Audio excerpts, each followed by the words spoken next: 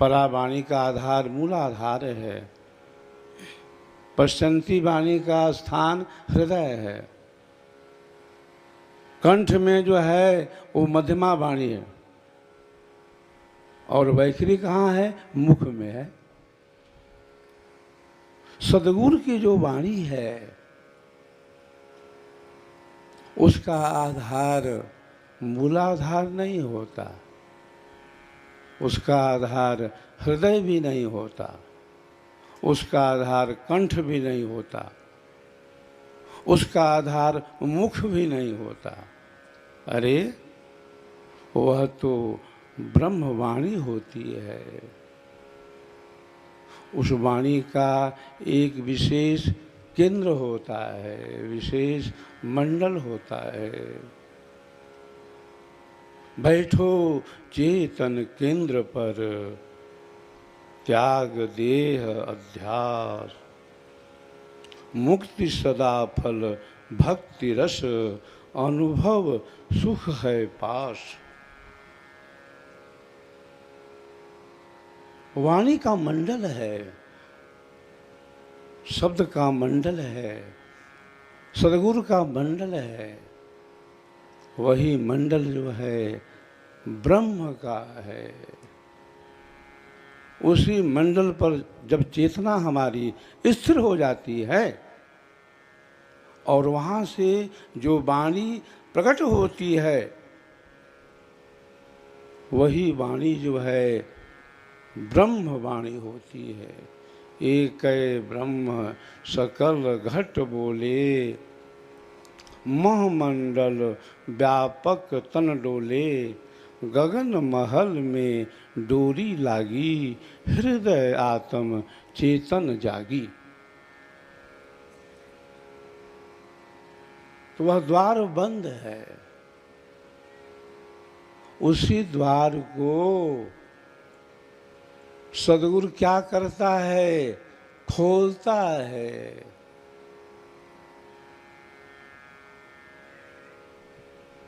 शक्ति सोई हुई है, उसको जगा देता है।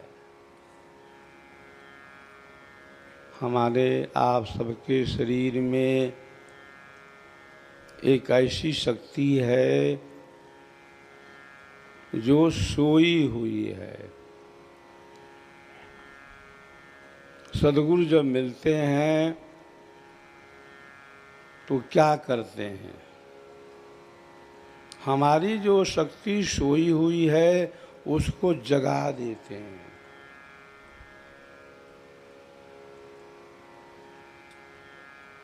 अरे वह क्या पूजा, अरे वह क्या भक्ति, अरे वह क्या साधना, वह क्या सुमिरन, वह क्या उपासना, वह क्या योग, जिसमें तुम्हारे शरीर में कंपन नहीं है, जिसमें तुम्हारे शरीर में थर्राहट नहीं है, वाइब्रेशन नहीं है। पूजा तो वहाँ पर है, भक्ति तो वहाँ पर है, योग तो वहाँ पर है, जहाँ शरीर में हरकत हो, शरीर में कंपन हो, थर्राहट हो, वाइब्रेशन हो। शिर प्राण चेतन हृदय खींचे, भाव शुभ लक्षण मिले, महापथ सुषमन खुले, जहाँ कंप दोनों तन हिले। तो रास जड़न विकास चेतन, रास जड़न विकास चेतन, गगन आसन बांधियो, मांग पूरण गुरुदयामय, योग अनुभव साधियो। तो शक्ति को जगाना है। शक्ति जगेगी तभी वह बंद द्वार खुलेगा। जब बंद द्वार खुलेगा तभी जीव का जो आवागमन है मिटेगा। कुंडलनी स्थिर रहे दंड ऊपरी भाग, फन सो सुषमन रंध को बंद किए रह लाग। जो कुंडली शक्ति है, जो सर्पाकार है, जो मेरुदंड के आश्रित है, अपने फन से उस विवर को, उस द्वार को बंद किए रहती है। जब वह अपने फन को उस विशेष द्वार से हटाती है तभी वो द्वार खुलता है। और जब द्वार खुलता है तभी जीव को अनुभव होता है कि हम क्या हैं, हमारा क्या स्वरूप है। अष्ट चक्र संपुट रहे अर्धमुखी तन माय, फूले सदगुरु की कृपा ऊर्ध गगन मुख जाए। तो सबसे बड़ा ज्ञान विहंगम योग के अंदर यही है, सदगुरु के अंदर यही है कि हम सोए न रहें, हम जग जाएं, चेतना को ऊर्ध्व करें, बंद द्वार को खोलें। नहीं खुलता है तो खोलने के लिए सद्गुरु से प्रार्थना करें। विहंगम योग के प्रणेता सद्गुरु सदाफल देव जी महाराज ने अपने जीवन काल में कितनों की ब्रह्म नाड़ी खोली थी,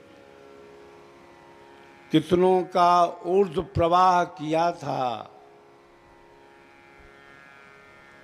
कितनों को संसार के बंधन से छुड़ाया था, अमर लोक पहुंचाया था। यह जो पैतृक धन है मेरे पास, आध्यात्मिक धन है जो मुझे मिला है विरासत के रूप में। यह आध्यात्मिक हमारी पूंजी है, आध्यात्मिक मेरी संपत्ति है, आध्यात्मिक धन है, जिस धन को मैं बांट रहा हूँ, जिस धन को मैं दे रहा हूँ, जिस आध्यात्मिक धन के द्वारा आपका संसार का बंधन छूटने वाला है, आपका आवागमन मिटने वाला है, आप हंस बनने वाले हो। तो शक्ति को जगाना ही सबसे बड़ी साधना है, सबसे बड़ा योग है। ऐ जियरा तू अमर लोक से परहु काल बस आई जी, अमन स्वरूपी देव निरंजन तो ही राखी भरमाई जी। तो 5, 25, 3 कर पिजड़ा तामे ताको राखे जी, तुम्हारी बिसरी गई सुधि घर की महिमायापन भाखे जी। निरंकार है निर्गुण माया तो को नाचन छाया जी, चर्म दृष्टि का कुलफा देकर 84 भर माया जी। तो 4 वेद जाकी है श्वासा ब्रह्मा स्तुति गाई जी। असुकत ब्रह्मा जगत भुलावा, तेहि मार्ग सब जाई जी। तो योग जाप नेम व्रत पूजा, बहुपर पंच अपारा जी। जैसे बधिक ओट टाटी के, देवी श्वास हारा जी। तो सदगुरु पीव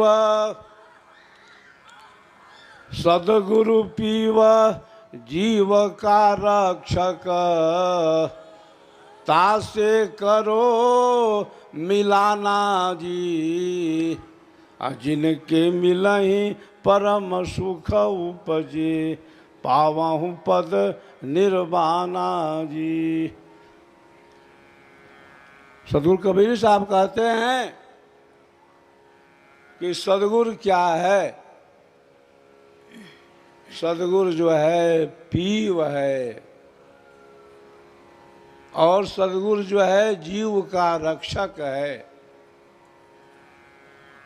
सदगुरु मिलने से ही यह जो जीव है अपने स्वरूप को पहचानता है, अपने स्वरूप में आता है। चाचरी भूचरी अगोचरी उन्मुनि खेचरी, पांचों की गम नाही, अधर तान तानिए, अधर तान तानिए। रेचक पूरक कुंभक के ढंग नाही, पढ़े गुनय वाद करे, कबहु नहीं मानिए। श्वासा का जाप करे, श्वासा का जाप करे, झूठ सो बखानिए। अक्षर पार, अक्षर पार निह अक्षर भरपूर, कहें कबीर सो सत्य कर मानिए। बहुत से साधक ऐसे हैं जो श्वासा में सोहम की कल्पना करते हैं। सो हम। कुछ ऐसे साधक हैं जो ये कहते हैं कि सो हम मतलब वह जो परमात्मा है वही हम है। कबीर साहब कहते हैं सो हम आवे सो हम जाई, और सो हम काल सबन को खाई। और जो सोहंग में लावहु ध्याना, सो सोहंग है काल समाना। जोशी आश्रम जो गंगा किनारे है, महाकुंभ का समय था। समाधि स्थली के नीचे एक आए थे सोहम वाले, दिन रात गाते रहते थे सोहम सोहम, जप ले मनवा मत वाले। कबीर साहब कहते हैं कि सोहम जो है श्वासों में नहीं है। कबीर साहब कहते हैं कि सोहम जो है वह जो परमात्मा है वह तुम हो, उसमें नहीं है। अरे सोहम का तो एक स्थान है इस शरीर में। इस शरीर का दो भाग है, एक पिंड है एक ब्रह्मांड है। गर्दन का जो ऊपरी हिस्सा है इसको संतों ने ब्रह्मांड कहा है। इस ब्रह्मांड के अंदर निरंजन है, ओम है, सोहम है, शक्ति है और निरंकार है। सोहंग शब्द अगोचरी मुद्रा, भंवर गुफा स्थाना, सुखदेव ऋषिता को जाना, शून्य अनहद की ताना। शब्द निरंजन चाचर मुद्रा सो है नयनन माही, तेही को जाना गोरख योगी महातेज बल जाही। ररंकार है खेचरी मुद्रा, दसवां द्वार ठिकाना, ब्रह्मा विष्णु महेश्वर देवा ररंकार पहचाना। तो कबीर साहब की जो वाणी है, उस वाणी में एक विशेष ज्ञान छिपा हुआ है, विशेष रहस्य छिपा हुआ है। कबीर साहब के बाद ऐसे बहुत से संत हुए जिन संतों ने कबीर साहब की वाणियों का नकल कर लिया। साखी शब्द बना वहीं, इत उत अक्षर काट। साखी शब्द बना वहीं, इत उत अक्षर काट। आ कहें कबीर वह कब तक जिएगा जूठा पत्तल छाट।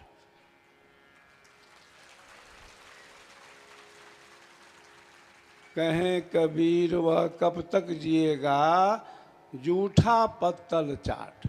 बहुत से ऐसे भी संत हुए जिन्होंने कबीर की वाणियों का नकल कर लिया और अपना नाम दे दिया नीचे में। कोई कोई कहते हैं कि कबीर साहब ने क्या कहा। कबीर साहब ने कहा, जागृत स्वप्न सुसुप्ति तुरिया, आ कहें कबीर ये जहर के पुड़िया। कौन कहा भाई? तो कबीर साहब ने कहा। कहें कबीर सुनो भाई बच्चा, अनान जात लतियौले से अच्छा। ये कौन कहा है? कबीर साहब ने कहा है। कहे कबीर सुनो भाई साधो, खाओ पियो सो और गाओ। कौन कहा है? कबीर साहब ने कहा है। तो ऐसे बहुत से बाद में कवि हुए जिन्होंने कबीर साहब का नाम रख दिया और रचना स्वतः कर लिया। जीव शिव वे प्रगटिया, वे ठाकुर वे दास, कबीर और जाना नहीं सत्य नाम की आस। कबीर साहब ने माला का, टोपी का, तिलक का, छाप का क्या कहा? खंडन किया। माला पहरे, टोपी पहरे, छाप तिलक अनुमाना। साखी शब्दे गावत भूले, आत्म खबर इन जाना। नेमी देखा धर्मी देखा, प्रात करहि स्नाना। आत्म मारी पसाण ही पूजे, उनमें उहे जो ज्ञाना। बहुत तक देखा पीर औलिया, पढ़े किताब कुराना। आत्म मारी डिम्ब धरि बैठे, मन में बहुत गुमाना।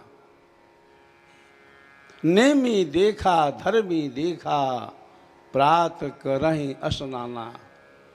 हिंदू कहे राम मोहि प्यारा, तुरुक कहे रही माना।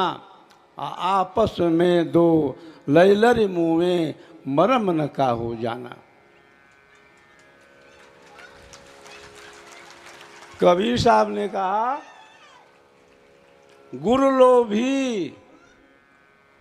लोभी शिष्य लालची, दोनों खेले दाव, अभव सागर में डूबते बैठ पत्थर की नाव। सदगुरु कबीर का जो संदेश है, वह संदेश आध्यात्मिक जगत का है।